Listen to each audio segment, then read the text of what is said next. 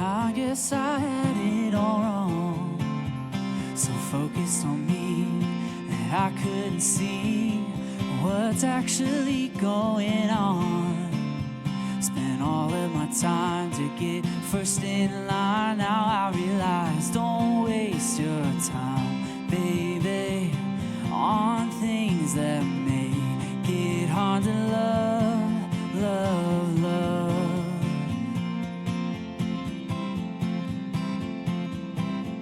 I used to think a winner was all I really had to be, to make my family proud, to make something out of me. I was good at everything, we don't doubt it. Said I could be anything that I wanna be. But what does that mean? Oh, I guess I had it all wrong.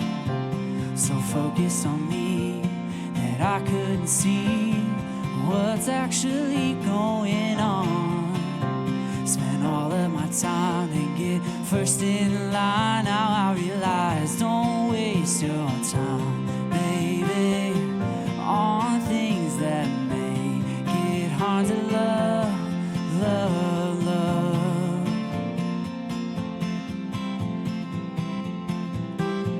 Sometimes you need to look out beyond your own 2 feet. Didn't see what's out there until I climbed the tree. We all wanna be first, I don't doubt it. Sometimes that's the worst part of me. Well, my apologies. Oh, I guess I had it all wrong. So focused on me that I couldn't see what's really going on. Wasted my time to get first in line. Now I realize, don't waste your time, baby. Don't waste your time, baby. Don't waste your time, baby. And on things that make it hard to love, love, love.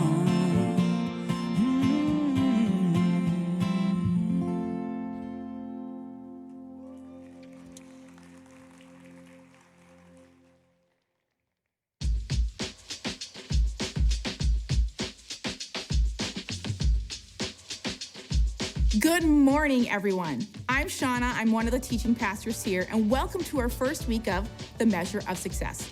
Success can be measured in many ways. College degrees, salary, relationships, health. I mean, the list can go on and on. Well, I have another way. The number 5, as in 5 kilometers. And to help me explain what that means, I have my friend Danielle Green here with me to tell us more about it. Thank you, Shauna. Since 2003, Kensington has partnered with Pokot Outreach Ministries, otherwise known as POM, to reach the Pokot people of Western Kenya. One of the ways we serve the Pokot people is to help provide clean drinking water through our Hope Water Project ministry. And that brings us to the 5 kilometers Shauna was talking about. All right, Danielle, I think you can take it from here. I'm gonna go start training for this 5K. Good luck! Coming up on June 3rd, we're hosting our 9th annual 5K and Fun Run. This is for everyone of all ages. Whether you're an avid runner running a sub 5-minute mile, or just someone who'd like to have some fresh air and enjoy hanging out with some really cool people, this is a great way to support the beautiful people in Western Kenya from thousands of miles away. Woo! All right. Okay, well, I think I'm ready now. But training aside, this really is an incredible opportunity that we have to make a huge difference in people's lives. There are estimated to be over 1 million Pokot living in some of the harshest conditions on Earth, but we consider them to be family. And over the past 13 years, more than 135 wells have been installed. With each one, villages have grown, lives have been saved, communities have been formed, and thousands of people have heard the gospel for the very first time. Which is absolutely incredible. And having just been with the POCOT a few months ago, I witnessed firsthand the impact of clean drinking water. But I also saw how there's still so much more to be done. So grab your phones, put it on your calendar, lace up your favorite pair of running shoes, and join us on June 3rd. You can register by going to kensingtonchurch.org/HWP. And I gotta tell you, I look forward to the Hope Water Project 5K every year. And something else, though, that I'm really excited about is our upcoming women's retreat. Are you gonna be there? I wouldn't miss it. Cool, I'm also gonna be there. So women, whether you are young, single, married, an empty nester, seasoned, or somewhere in between, we invite you to join us for a few days away. It'll be a time to connect with other women, to adventure together, to discover beauty, to experience joy, and to grow in your faith journey. All women are invited to join us for our retreat on May 19th through the 21st at Spring Hill Camps. And men, we would love for you to invite the women in your life to come be a part of this incredible weekend experience. It's going to be an amazing few days where we will embrace rest, implore grace, and inspire love. We can't wait to see you and gather together as women at this year's retreat.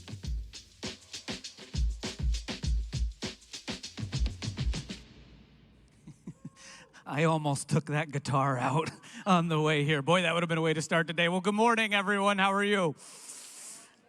For those of you who don't know who I am, my name's Adam. Just want to start off by saying, would really encourage you to check out the Hope Water Project and come run out with us. I did it last year, was my first year doing it. We've been doing it for many years. There was only 2 sets of tears in my family, and that wasn't including mine, in chasing my children in the fun run part. But it's a great time, whether you're a serious runner or somebody to just come out and hang out for the day. And if you have any questions about Hope Water, Danielle, who was in that video, is actually with us. She'll be out in the lobby. Would love to have you do that, as well as sign up for the women's retreat as well. So, hey, if you were in here right at the beginning, you saw we started off the message with a song that's not a typical church kind of worship song, but it was leaning into this idea of what it actually means to be successful.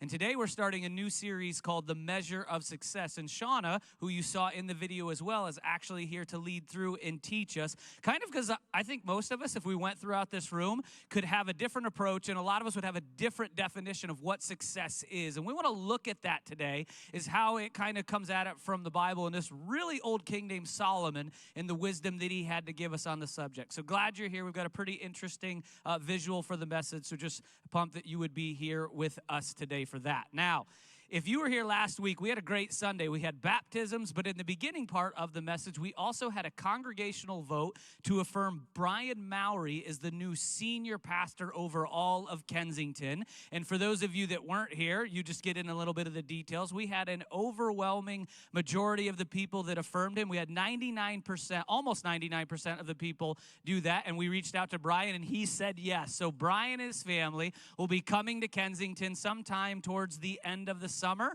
So that's exciting time for us here in our church, but also want to say, man, I hope you'll join me in praying for their family. They're moving from Connecticut, and it's always a big deal to leave school, to leave family and friends. They've got 4 daughters that age and range from, I think it's 17 down to 10. So they're going to be saying goodbye to people that they love and care for, as well as becoming here. So will you join me in praying for them, their transition, and looking forward to seeing them in the summer here as well. Now, we do have a couple of things happening in the next couple of weeks in the life of our church. So the first one is next week. We're going to have midweek. That is on May 17th. So I want to invite you out to that. It's going to be another time of worship and a message that we're going to be having. But then the following month, we're doing something a little bit different. Instead of having a midweek, we're going to have a worship night. I just want to put that on your radar so you can see the details of that coming in the future. We would love to have you join out in those couple environments for us. And then one last thing, as you saw, we have the women's retreat coming up. Well, our men's groups have kind of taken a break for the summer, but if you're interested in having the chance to get together with other men and meet, stop in the hub after the service. You can give them your information. We have something that meets every other week.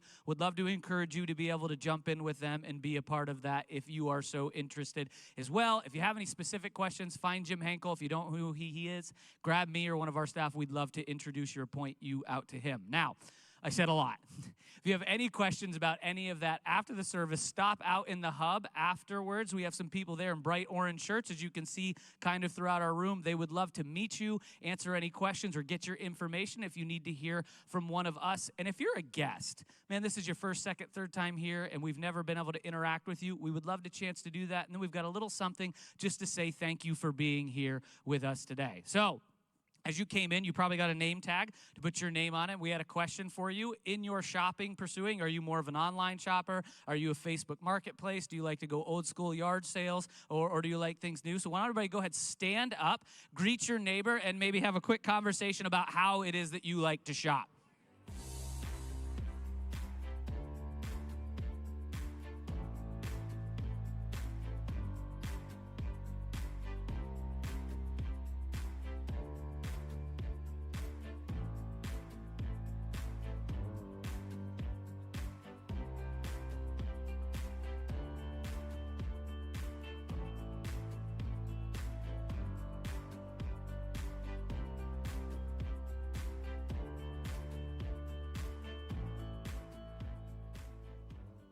Hey Kensington, Sam Anderson. We're going to connect with some people here on the street. We're at Campus Martius in Detroit. We're going to talk about success. How does our culture define success? How do you define success? Are you, in fact, successful? So let's go. Let's talk to some people. How would you say our culture defines success? By the media. By the media? You know, social media. Yeah. Having a culture, a positive culture, having a positive mindset, having people around you, really just have it. Well, we gotta cut. Huh? We gotta cut. Why we gotta cut? You're right on it, man. No. There needs to be something fulfilled. So there's a goal, and then that gets completed. Money, I guess, maybe. Money? Yeah. But I really do think that having a lot of people with different backgrounds, a different perspective on life, and just all different backgrounds really come together to do one thing is what it's all about. You know, Fast living, sports cars. Yes.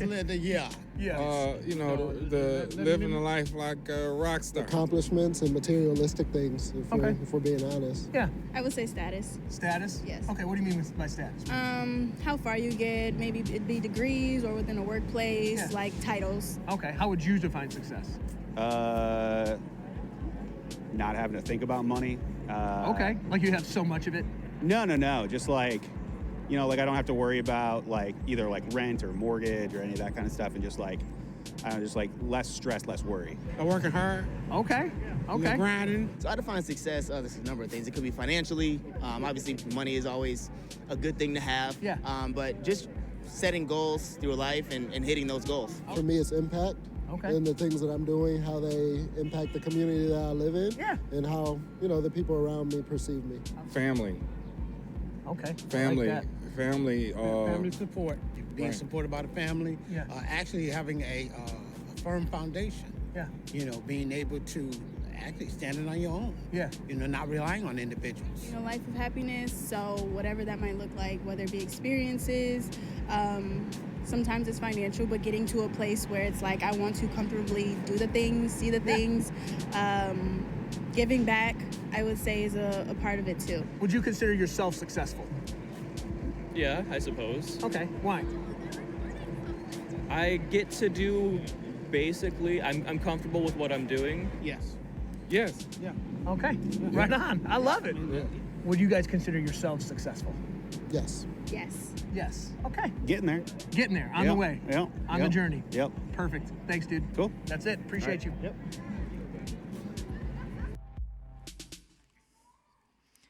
Well, good morning. And it's great to be here with you today as we kick off our series, Measure of Success. Now, success is defined as the accomplishment of an aim or a purpose. It's meeting the defined range of expectations. And as we saw in that video, people define success in many different ways. But one thing is the same when it comes to success, and that is that we all want to achieve it. Me included. We want to experience success in our life, in our marriages, in our families, our relationships, in our careers, even in our hobbies. We want to have success. And so many times then we base our decisions, our actions, and even our relationships by how we define success. I mean, just think about it. How many things do you brag about or maybe take pride in or work really hard at because you believe it will bring success. But does it? Maybe. Maybe it just doesn't matter. Which makes me think of the story. In 1945, there was a Japanese soldier who was deployed to Lubang Island, and his mission was to stay and fight. Well, soon afterwards, Japanese forces withdrew. They dropped all these pamphlets on the island saying that the war was over, but he thought those pamphlets was enemy propaganda. So he decided to stay because he wanted to finish his mission. And he stayed on the island for 30 years. For 30 years, he stayed there, defining success by accomplishing this mission. A mission that no longer even mattered. So when it comes to success, what actually matters? Like, how do we measure success? What does that look like for those of us who are Christ followers? So over the next few weeks, we're going to lean into some of those questions and discover what it could mean for our lives.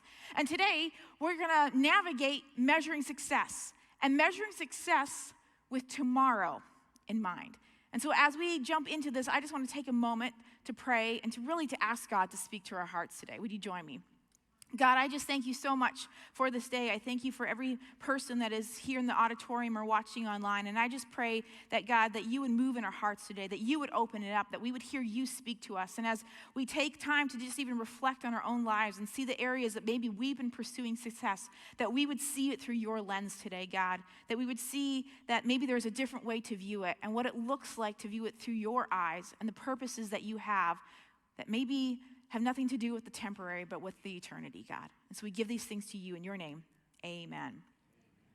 Now, talking about success, one of the things when I think about Kensington that really is successful is our relationship with Indigenous leaders. It's one of the heartbeat of who we are here at Kensington through our global partners, that we have these partnerships and relationships with people in many different parts of the world, from India to Nepal to Kenya.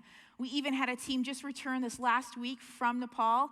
They got to go be a part of putting on a survivors conference for women and girls who have been rescued from human trafficking. And these girls that have been through rescue homes and different training and who have now been equipped with different skills are really women who are empowered in their communities, who are making a difference and sharing the love and the transformation of Jesus. And it is absolutely incredible. And it's such an honor to be able to partner with them. And we are able to see the success of those lives and hundreds and thousands more. It's because of the partnership between us and those relationships all across the world. And so we are so grateful for that. But many times how we are able to partner with them is by our finances. And so at this time, we are going to receive our offering. And there's different ways that you can give here at Kensington. You can give as the bag passes you by, or on the screen there, you can see the different ways that you can give electronically. And we just invite you to jump in and be a part of this mission, a mission for more people, both globally and locally, to experience the love and the hope of Jesus Christ that brings transformation to lives. So thank you so much for your faithful giving and for being on mission with us. Now, when talking about success, there is a common phrase, maybe you've heard it, about climbing the ladder of success. And we live in this culture that really tries to climb this ladder, that believes that if you can get higher and higher on the ladder of success, that you will become more successful and really more powerful. And the thing is, this ladder of success really starts at a very young age. Like, I can remember as a little girl, one of the things that I desperately wanted was a real Cabbage Patch doll. Like that. Anyone else? Any other 80s kids out there? Like, that was, man, I need it. And when I got her, she came with a certificate, it was official. And I was like, yes, I have made it. But the problem was, the company kept improving the dolls. And then they came out with a doll that had real hair. Look at that luscious silk hair. Oh, it was amazing. I had the one, I think it's that one, you could pull the ponytail and it would go shorter or longer. Oh, because I thought that old yarn hair doll was not enough. So I needed this doll because, in a sense, it was like a small step, but I was stepping on this ladder of success. I needed to get a little higher. I needed to be a little better than all of my other 80s kids out there. I needed that doll. But the thing is, like many things in life, it didn't stop there. So I can remember being in middle school, and one of the things I really wanted to achieve and really wanted to find success in was my grades. I will admit it, I was kind of an overachiever, okay? So I worked really hard, I studied, and I studied more, then I was part of extracurricular activities and sports, whatever it took, so that I could have the top grade in my class. So that way I could have success when what I thought was climbing to the very top of the ladder of success. Well, once again, after middle school, there was another ladder. And in high school, I again started climbing this ladder because I needed to have success in my life. And one of the areas that I wanted to have success was that I was a musician. And so I played in the band, I was saxophone, and that meant that I needed to be first chair saxophone, because first chair means you're the best. And so I practiced and practiced, I rehearsed, I did whatever it took. I was in band, and then out of school, I was in other musical things and orchestras, whatever it took so I could find success and keep climbing this ladder. But the problem is, after high school, there was more ladders, and I went off to Bible school. Once again, there was another ladder, and then after Bible school, then it's getting a job. And then in that job, I'm climbing up the ladder to get higher and higher, get more promotions, continue to do things, find success in my job. And then I met my husband. We got married, and then I needed to excel as a wife. Like, I needed to be the best wife possible. I needed to find success that way, and then we have kids, and then I have to be like the best parent, keep climbing up this ladder. And then Pinterest came out. Yeah, if you've tried to climb that ladder, there's just no way you will ever get to the top of the Pinterest ladder. It's impossible. But it felt like no matter what I'm doing in life, I'm constantly climbing these ladders, and they just kind of keep getting higher and higher. And maybe you can relate. Maybe it was getting into the top college of your choice, and then after college, it's getting that job, and then it's meeting someone, it's getting married, and then it's getting a promotion, and then it's losing the weight, it's starting a family, then you need to get the car, and then you get the apartment, then you need the house, and then you need the bigger house. It feels like it doesn't stop. Because as soon as we reach the top, or what we think is the pinnacle of success, what will bring us the ultimate satisfaction, we only discover that there is either another rung to climb or another ladder. And they just get taller and taller and taller.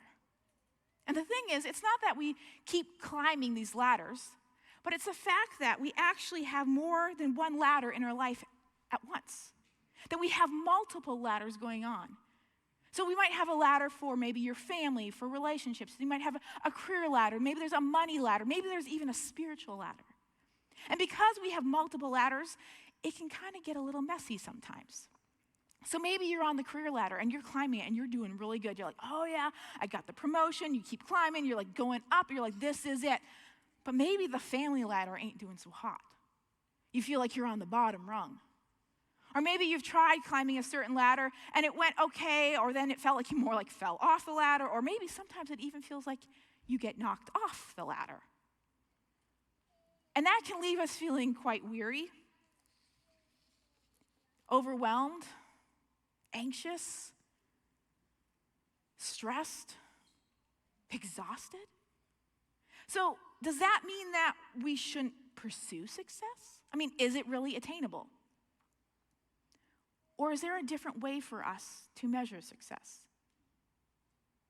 Today, we're going to be taking a look at a book in the Old Testament that records the life and really the accomplishments of one of Israel's kings, Solomon. Now, Solomon, he had a pretty unique situation as God told him to ask him for anything he wanted. Can you imagine? Like, what would you request? I mean, there's a lot of things you could request. It kind of reminds me of Aladdin and the whole genie in the bottle. Now, Aladdin, he wanted to be prince. And then there's this whole number like Prince Ali, Fabulous. It's really fun. You should watch the movie if you haven't seen it, okay? But Solomon was already a king. So he didn't need that whole musical number. And he ends up requesting wisdom. Solomon is a much better person than I am because I don't think that's what I would have requested. But Solomon requested wisdom so that he would have that wisdom to lead God's people as king. And because he asked God for such an honorable thing, and he didn't ask for like money or power or like a long life, which is kind of more like what I would have asked for, because if I have lots of money, you know what I can get? Lots of shoes. And I really love shoes. Like that would be what I want. But Solomon was different. He asked for wisdom. And since he asked for that, God honored this request. And all of the above. So Solomon ended up becoming one of the wisest, wealthiest, and most accomplished kings ever, like as in all of human history ever. So what does a guy who had everything he could want and more reveal to us about success? We read in Ecclesiastes 1, it says, meaningless, says the teacher. Utterly meaningless. Everything is meaningless. What do people gain from all their labors at which they toil under the sun? Well, that doesn't sound too hopeful there, Solomon. Now, Solomon, he refers to himself as the teacher here. He says that it's all meaningless, that life is meaningless. Not only does it sound hopeless, but it almost sounds a little harsh. Meaningless? But my guess is that maybe for some of us, at one point, life has felt meaningless. Other translations use the word frustrating. So whether or not you have thought that life is meaningless, it probably has felt frustrating at times. I know it has for me. And as you continue to read through Ecclesiastes, we see that Solomon, he is testing out and trying out all these different ladders to see if one can bring success or that complete satisfaction from success. And he concludes that life, it is full of a lot of ladders. But that they just don't matter. Now, the world is a much different place than when Solomon was king. But many of the ladders that he pursued and tried climbing are the same that we have in our culture today. So I want to take a closer look at a couple of those and see why Solomon said it just leads to a meaningless life. And so the first one is the ladder of money. So Solomon, he was rich. We're talking like stupid rich, which meant he had a lot of very nice and very expensive things. I mean, just take his throne, for example. It was not just like a normal royal throne, probably like what you might have seen yesterday if you watched the coronation of King Charles. Oh, no. Solomon's throne had 6 steps leading up to it, and on each step there were multiple golden animals as statues. But they weren't just statues. They actually made noises and roared at people. And the throne would be able to scatter fragrant spices. Like it had like a perfume button or something. I mean, I don't even know what all of this is. Like it's almost over the top. And that's just his throne. This guy had way more money than he knew what to do with. And with all of that dough, Solomon's conclusion is that it doesn't matter. He says, is there anything of which one can say, look, this is something new. It was here already, long ago. It was here before our time. No one remembers the former generations, and even those yet to come will not be remembered by those who follow them. I, the teacher, was king over Israel and Jerusalem. I applied my mind to study and to explore by wisdom all that is done under the heavens. What a heavy burden God has laid on mankind. I have seen all the things that are done under the sun. All of them are meaningless, a chasing after the wind. He says climbing this ladder is like chasing after the wind. Have you ever tried to chase the wind? Now, last fall, I was up visiting my family in Vancouver, Canada, and my 4-year-old niece tried to chase the wind. It was super cute and charming, and then there was like a feather blowing, and then it kind of came to the point where it was almost comical because there was no earthly way she was ever going to catch the wind. And then finally, she did give up. And because she gave up, she was really annoyed, and she was frustrated because of her lack of success of being able to catch the wind. Well, Solomon is saying when we climb up this ladder, when we chase after the success of money, it's going to leave us feeling the same way. We're going to feel annoyed. We're going to be frustrated. We're going to be dissatisfied. Now, that's not saying that money is bad. It's not. But it will never satisfy us. There was a poll that was taken, and it asked people, like, how much more money would you need to kind of just feel like you could breathe deep and almost relax a little, feel like it could take off the pressure of life. And it did not matter how much money a person had, whether they had like $1,200 or $120,000. Every single person's answer was the same. Everyone thought they needed 10% more. Because no matter how much money we have, we think it's never enough. We think that we always need more. So when it comes to chasing after this ladder of success and for money, it's always going to leave us discontent. And one of the reasons, I think, is because we're actually designed for the opposite. Listen to what Luke says in the book of Acts. He says, the Lord Jesus himself said, it is more blessed to give than to receive. See, we are created to be givers. So when we go through life trying to accumulate more and more and more money, it will always leave us feeling dissatisfied. We will never find fulfillment by trying to climb the ladder of money. The second ladder is the ladder of achievements. Have you ever thought, if I could just achieve X, Y, and Z, well, then I will feel successful? I mean, I know I have. In all honesty, I think I have probably lived my life at this ladder. Because I have constantly pursued fulfillment by trying through my achievements, hoping that that would bring me some sort of sense of satisfaction or success. I think back to my previous job working at a different church prior to Kensington, and I can remember receiving compliments for some of my achievements. And of course, well, that made me feel good. And it felt like I was having success.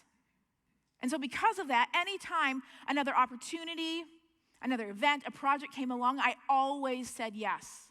Because if I could achieve it, then I felt like I was climbing up this ladder, that I was getting closer to a place where maybe I would actually experience satisfaction, that maybe I could actually get to the top of this ladder and find success. And this is the culture that we live in. Because whether it is performance-based or the stuff we own, we are always trying to achieve more. But the thing is, no matter how hard we work at it, or even how awesome those goals or the stuff is, whether it is for ourselves that we're trying to have achievements, whether it's for someone else, maybe it's for our kids, for our business, whatever it is, it doesn't matter. Listen to what Solomon says in Ecclesiastes 2. I undertook great projects. I built houses for myself and planted vineyards. I made gardens and parks and planted all kinds of fruit trees in them. I made reservoirs to water groves of flourishing trees. I also owned more herds and flocks than anyone in Jerusalem before me. Yet, when I surveyed all that my hands had done and what I had toiled to achieve, everything was meaningless, a chasing after the wind. Nothing was gained under the sun. Solomon achieved a lot of great things. I mean, he climbed this ladder of achievement. But no matter how high he climbed, it never brought him success. It never brought that satisfaction. Once again, he says it is like chasing after the wind. And that in the end, it just left his soul feeling empty. My previous job, I did a lot. I accomplished a lot. But I was empty. I was tired. I was stressed. I was overwhelmed, under pressure. And no matter how high I continued to try and climb this ladder through my achievements, it never brought me the satisfaction or success. Now, that does not mean achieving great things is bad. Please don't hear that. But when we pursue these things, and when our fulfillment becomes dependent on our achievements, and climbing this ladder outweighs everything else, that's when it becomes unhealthy. When we put all of our hopes and our fulfillment of what we achieve, we will always come up short. Because no matter how high we climb up on this ladder, and no matter how awesome the things are that we're trying to achieve, they will never satisfy us. The third ladder that we're looking at today is the ladder of pleasure and fame. In Ecclesiastes 3, it says, I said to myself, come now, I will test you with pleasure to find out what is good. But that also proved to be meaningless. Laughter, I said, is madness, and what does pleasure accomplish? I tried cheering myself with wine and embracing folly. I became greater by far than anyone in Jerusalem before me. In all this, my wisdom stayed with me. I denied myself nothing my eyes desired. I refused my heart no pleasure. My heart took delight in all my labor, and this was the reward for my toil. Solomon, oh man, he was all about pleasure. I mean, he indulged in luxuries and comforts, like in anything he wanted. He lived this big, pampered life with no limits. And then on top of that, he was kind of well known. Like, he was famous. Like, if it was today's world, he'd be constantly in the news. Everyone would be following him on social media. You'd be buying his books, listening to his podcasts, and wanting to be his friend. I mean, Solomon climbed the ladder of pleasure and fame to no end. Now, I don't think many of us are a famous king or queen in here. And if you are, please tell me. I would like to know that about you. But we're actually not that much different than Solomon.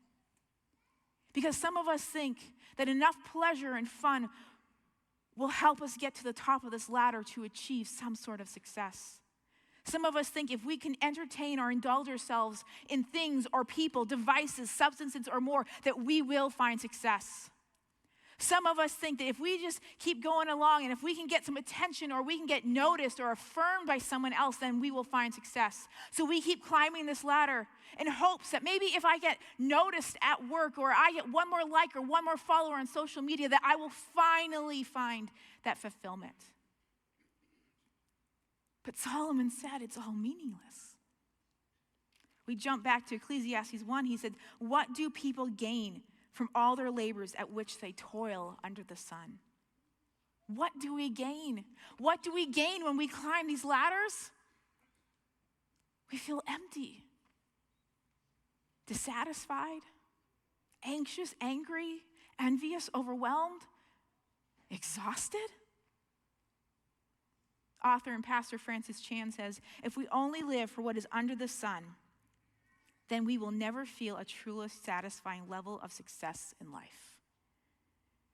If we only live for the temporary things, we will never experience success or satisfaction. Because if we keep climbing for that next rung or that next ladder, it will never bring us complete success because it doesn't exist.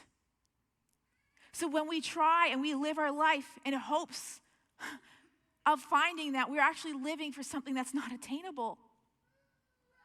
So if climbing the next rung or the next ladder only leads to a life that is meaningless, how then do we measure success? Maybe if we're not supposed to live for things under the sun, we should live for things above the sun. See, we live above the sun when we choose to live with tomorrow in mind. Ecclesiastes 3 says, "I have seen the burden God has laid on the human race. He has made everything beautiful in its time. He has also set eternity in the human heart." See, there is an eternal longing in each one of us.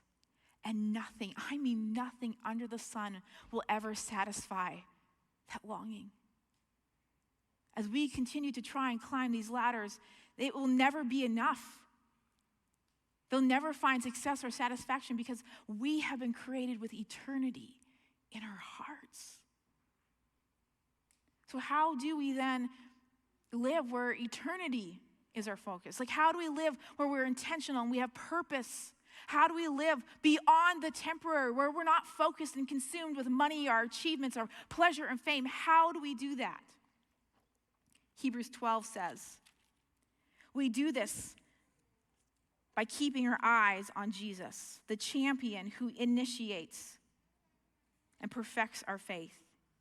Because of the joy awaiting him, he endured the cross, disregarding its shame." It's by keeping our eyes, keeping our lives and our hearts focused on Jesus. But let's be honest, because for some of us, we might love Jesus a lot, but it's really easy to get consumed with this stuff. There's a lot of noise and chaos in life, and we are living in a culture that tells us to do whatever it takes to find success. So how then do we actually live with eternity as a focus? Like, how do we focus on Jesus? Well, I have 3 things that I think can help us today, and the first one is this: create routine. Create routine in your life where you can spend time focusing on Jesus. Like, you can't expect to focus on him if you never spend time with him. So carve out time in your daily life to be with Jesus. Maybe that's first thing in the morning, maybe that's over your lunch break, maybe that's in the evening before you go to bed. But take time where you can talk to him, where you can listen to him, where you can read his word. Coming to church on Sunday for an hour is great, but if we actually want to make this a part of our life where we are focusing beyond the temporary and beyond what's in the moment and actually looking ahead to the eternity of what Jesus offers us, we have to spend the time with him. So create the routine. Secondly, remove distractions. Sometimes we need to remove the distractions in our life. Sometimes we need to remove all of this. We got to get the ladders out of here. And so that's what we're going to do. We're going to remove the ladders right now. But what or who in your life is keeping your focus off of Jesus? These things are not like quote unquote bad, but when they become of a greater importance in our life, it might be time to shift some things. Because it's really easy to get consumed with that stuff. So whether it is the TV shows that you continue to binge watch, or maybe it's the food or the shopping that you use to self-medicate, what are the things that are actually distractions from keeping you from focusing on Jesus? Now, that alone, you might be going, whew, that's a lot. There's a lot of things I got going on, Sean, and I got a lot of distractions, and I get it. So sometimes, instead of focusing on all of the distractions, begin to take a step of relying on Jesus more. To remind yourself of him by surrounding your life of things of Jesus. Because I have found that when we focus more on Jesus, we put more and more of Jesus in our life, there's less room for the other stuff. So maybe it might just be as simple as putting a couple note cards with a scripture on your fridge or your bathroom mirror. Or maybe it's listening to uplifting music or a podcast. Maybe it's going out in nature to remind yourself of who he is, that he is a creator, of his majesty. But there are times we actually need to remove some of the distractions in our life. And sometimes we actually need to remove ourselves from just the daily rhythms of what we have going on so that we can focus on him. So here's a shameless plug, women. If you have not registered for the women's retreat, I would highly encourage you to do so. This is an opportunity to remove yourself from the daily rhythms of life where you get a couple days where you can just focus on Jesus. I would love to see you there. But remove the distractions. And finally, pursue purpose. We keep eternity as our focus when we see a kingdom purpose in all that we do. It's seeing the different aspect of our lives as opportunities to share the hope and the love of Jesus with the people around us. And to help us kind of keep this pursuit of purpose in mind as we go about our life, because it's not just like once every now and then, but really that this would become a part of our daily rhythm. I have a couple questions that we can ask ourselves on a daily basis. And the first one is this: how do I do this? Whatever this is. Maybe it's your job, it could be an activity, maybe you coach Little League. But how do I do this so it will matter for eternity and not just under the sun? Like, how can you make it have a purpose beyond the temporary? Because when we can see it beyond the temporary, we can see beyond that, it gives us this opportunity to pursue things without this desire of success because we're making it matter. We're making it matter beyond the moment and the temporary, but how can you give it a meaning for eternity? And secondly, how can this benefit more than just me? Who are you doing this for? When we give it a purpose beyond ourselves and for others, it gives us this opportunity and invites us into this purpose where we get to share the transforming love of Jesus with other people, and we get to be a part of making an eternal impact on other people's lives. Create routine, remove distractions, and pursue purpose. Jesus also had eternity on his mind. As we read just a moment ago in Hebrews, it says that it was the joy awaiting him beyond the cross that kept eternity in his heart. See, the cross changes everything for us. The cross gives us a new perspective to see beyond the moment, to see beyond just the temporary things of life. The cross brings meaning to our otherwise meaningless lives. And so today we want to just take the next few moments to reflect. on the cross. So on your way in today, hopefully you received a communion packet. If not, just raise your hand and one of our team can bring that to you. But we want to take these next few moments to reflect on the cross and what it means for us to measure our lives through the lens of the cross and eternity when it comes to success. And maybe for some of us, that means we need to think through maybe some of the ladders that we've been trying to climb. And maybe to begin to see them through the lens of eternity instead. Maybe it's going, how can I create a routine in my life where Jesus is the focus and not the other stuff? Maybe it's thinking through maybe a distraction that you need to remove and how you can pursue purpose in your daily life. And so as the team sings this next song, I'm just going to invite you to just really lean in and to listen to these lyrics. Lyrics that reflect that our value, that the success, that the wealth of what our life is not found in our things. It's not the stuff, it's not the temporary, but it is because of the cross. And at whatever point you feel led during this next song, we invite you to receive communion at your own time. So as we prepare to step into this moment, I just want to take a moment to pray. God, I just thank you for the cross. And I pray for each one of us that we begin to see success through the lens of eternity, through your cross, that we would live lives that are focused on you, that we begin to take steps to lean into that, and that you would speak to our hearts even right now. Maybe show us the ladders that we have been pursuing. Maybe show us the areas that we've been distracted or consumed with the things, with the stuff, with things that are just temporary, and give us a heart and a vision for what is eternal. A heart for you. And we thank you for your cross.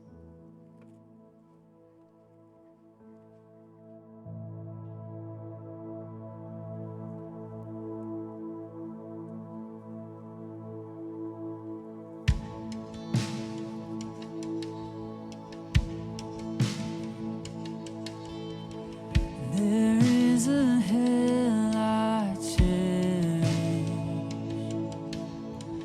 where stood a precious cross, the emblem of salvation, the gift of Calvary. How is it I should profit while he is crucified? Yet as his life was taken, so I was granted mine. My wealth is in the cross.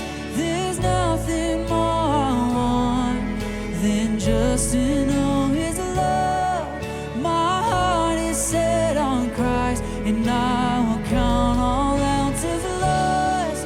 The greatest of my crowns mean nothing to me now, for I counted up the cost, and all my wealth is in the cross.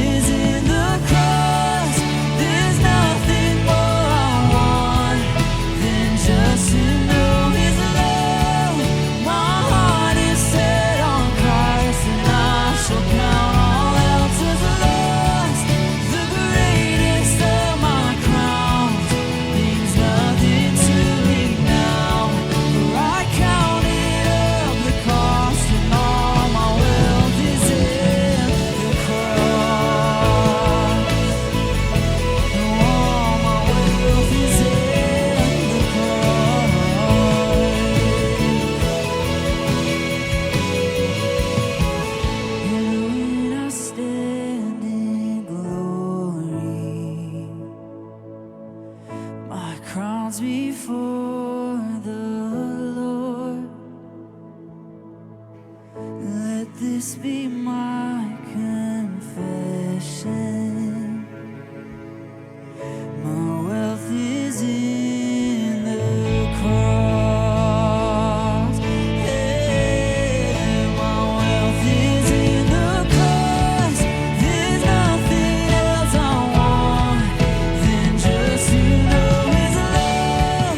My heart is set on Christ, and I will count all else as loss. The greatest of my crowns means nothing to me now, for I counted up the cost, and all my wealth is in the cross. There's nothing more I want than just to know His love. My heart is set on Christ, and I will count all else as loss. The greatest of my crowns mean nothing to me now, for I counted up the cost, and all my wealth is in the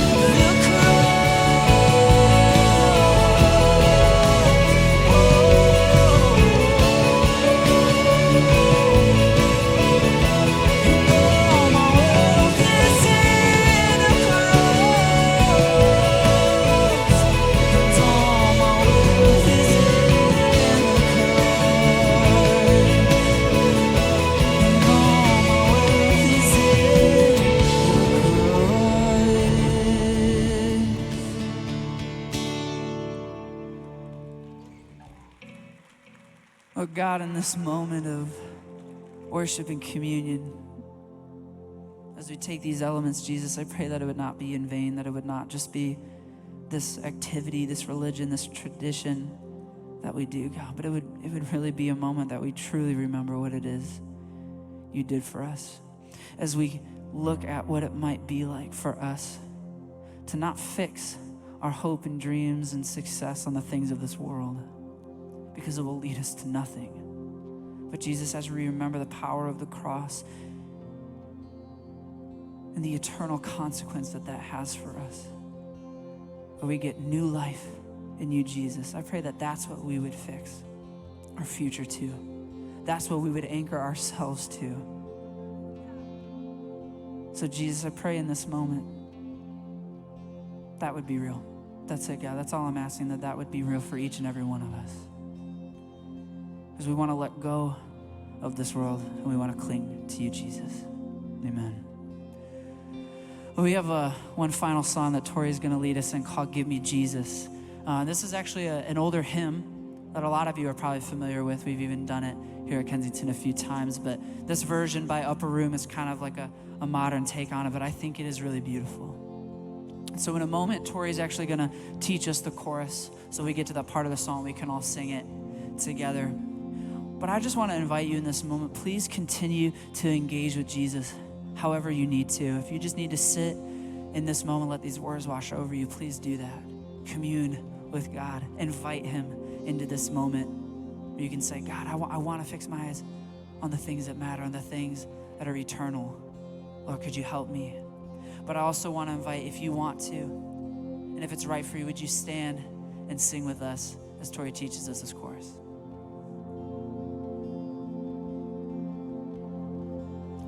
Give me Jesus, give me Jesus. You can have all this world. You can have all this world. Give me Jesus.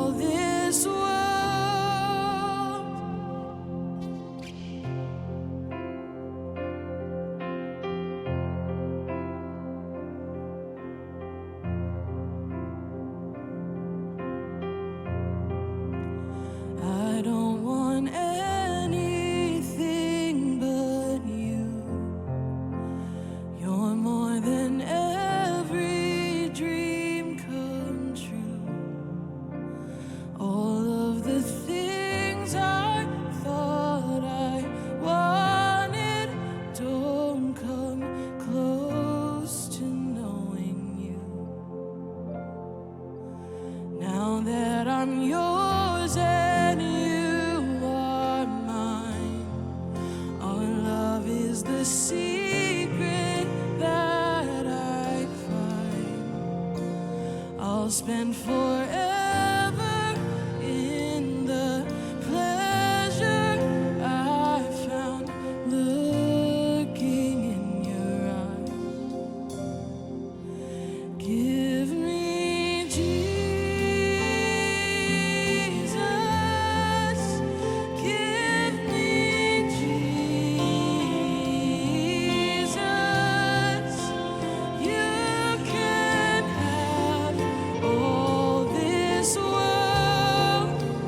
You can have all this world.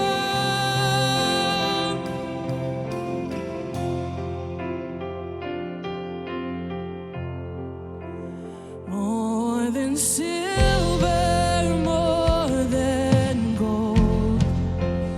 You are the treasure that I hold. Now that I've tasted of your goodness, nothing else will satisfy. Just give me Jesus. Give me Jesus. You can have all this world. You can have all this world. Give me Jesus.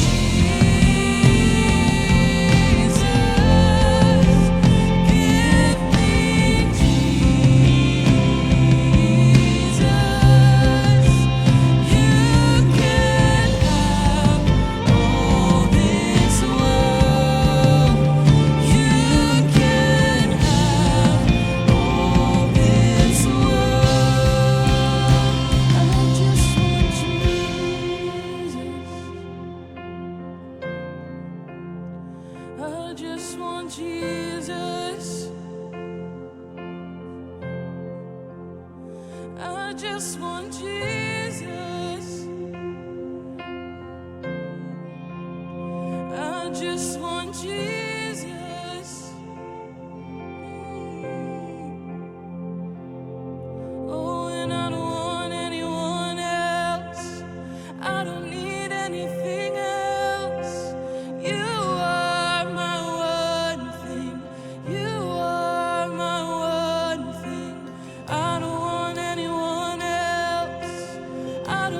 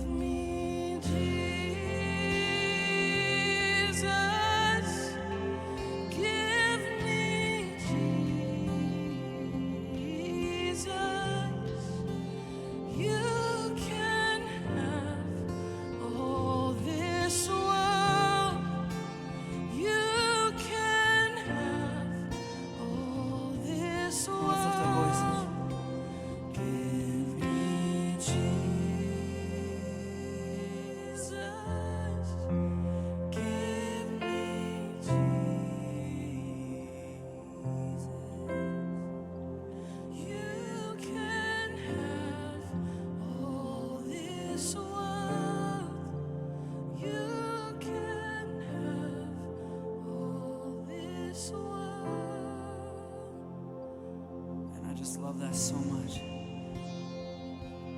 I don't want anyone else. I don't need anything else.